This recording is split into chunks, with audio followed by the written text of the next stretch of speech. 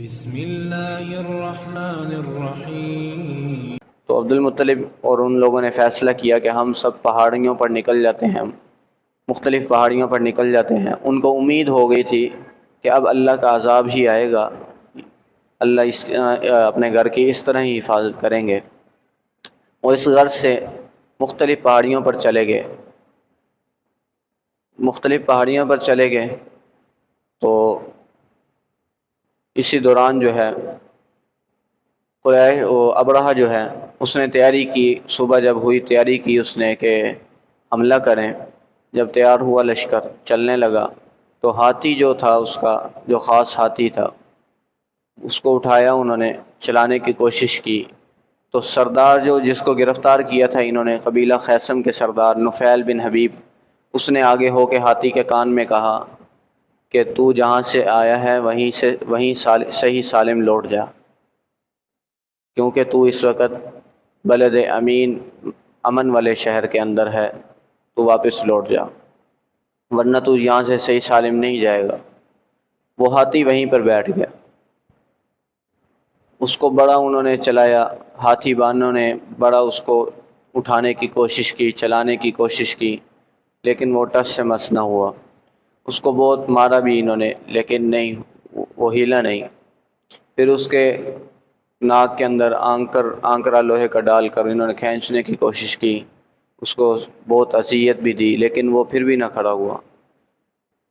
اور اس کو جب یمن کی طرف منہ کرتے تو چل پڑتا، بلکہ دوڑتا، اور شام کی طرف کرتے تب بھی چل پڑتا، مشرق کی طرف کرتے اس کا منہ تب بھی چلتا، لیکن جب بیت اللہ کی طرف کرتے تو پھر بیٹھ جاتا، آگے نہ چلتا۔ اسی دوران جو ہے پیچھے سے دریا کی طرف سے ایک پرندوں کا قافلہ آ رہا تھا۔ وہ پرندے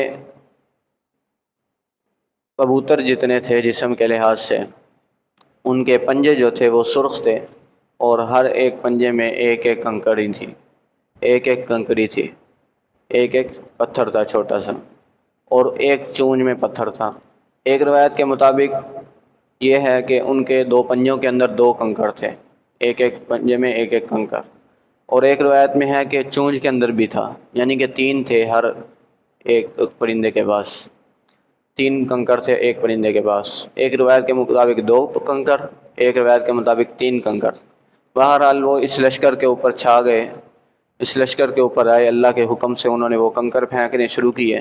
اس کنکر نے وہ کام کیا جو آج کل کے جدید اسلحہ جات بھی نہیں کر سکتے، کہ جہاں پہ لگتی، جس جسم کو لگتی اس کو چیڑ دیتی، آڑ پاڑ ہو جاتی، اور زمین کے اندر بھی گھس جاتی، زمین کے اندر بھی گھس جاتی۔ جہاں اس طرح وہ کنکر جب گرنے لگے پورے لشکر کے اوپر، تو لشکر والے جو ہے منتشر ہو گئے، پھیل گئے، بھاگنے لگ پڑے، اور ہاتھی جو تھے، جتنے بھی تھے ہاتھی، وہ سارے بھاگ گئے۔ ایک ہاتھی صرف بچا تھا، وہ اس عذاب سے ہلاک ہوا۔ اللہ تعالیٰ کا عذاب آیا، آسمانی عذاب، یہ پرندوں کے ذریعے اللہ تعالیٰ نے بھیجا، اور جس کو بھی کنکر لگتا اس کو چیڑ دیتا، زمین کے اندر گھس جاتا۔ تو اس طرح لوگ جو ہیں فوراً نہیں وہاں پہ مرے، بلکہ ان کو بیماری لگی، اور بیماری لگی وہ بھاگے، جب بھاگتے بھاگتے مرتے، رستے میں مرتے گئے، رستے میں مرتے گئے۔ یہ نہیں کہ اسی وقت وہاں پہ مر گئے، بلکہ ان کو اللہ تعالیٰ نے پوری اذیت دی، پوری سزا دی، اور وہ بھاگتے بھاگتے رستے میں گرتے جاتے، مرتے جاتے۔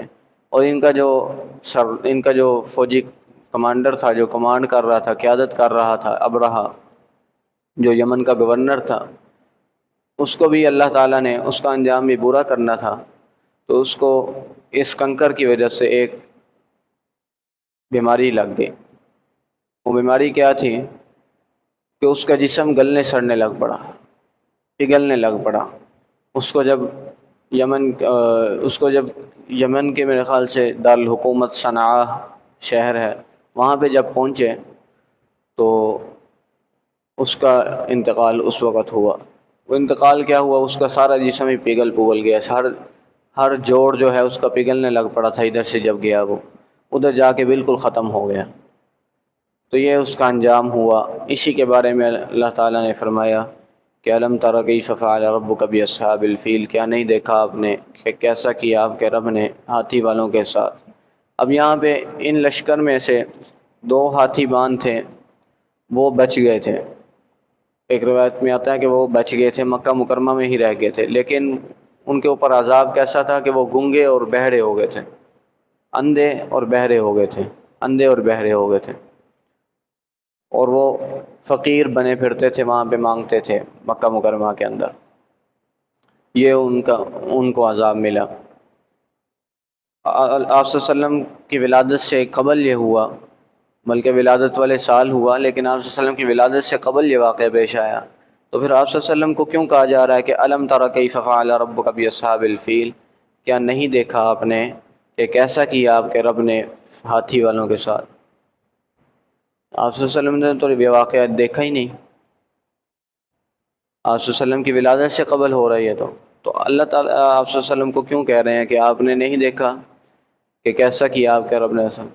یعنی یہ اس لیے رویت لفظ لے کے آئے، دکھانے کا لفظ اس لیے لے کے آئے کہ وہ واقعہ ایسا مشہور تھا، ایسا یقینی تھا کہ گویا کہ ہر شخص نے اس کا مشاہدہ کر لیا ہوا تھا۔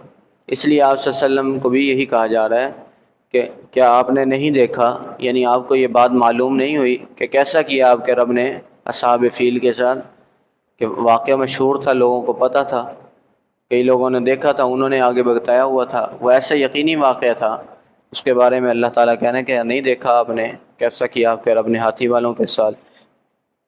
علم یجعل کیدہم فی تضلیل میں بتا دیا کہ ان کا لاؤ لشکر کتنا بڑا تھا، اور وہ ہاتھیوں کے ساتھ آ رہے تھے، پوری قوت کے ساتھ آ رہے تھے، لیکن اللہ تعالیٰ نے ان کے اس داؤ کو، پورے کے پورے داؤ کو، سر سے لے کر پاؤں تک جتنا بھی داؤ تھا سارے کو ملیہ میٹ کر دیا، ختم کر دیا، ان کے اوپر ہی واپس الٹا دیا۔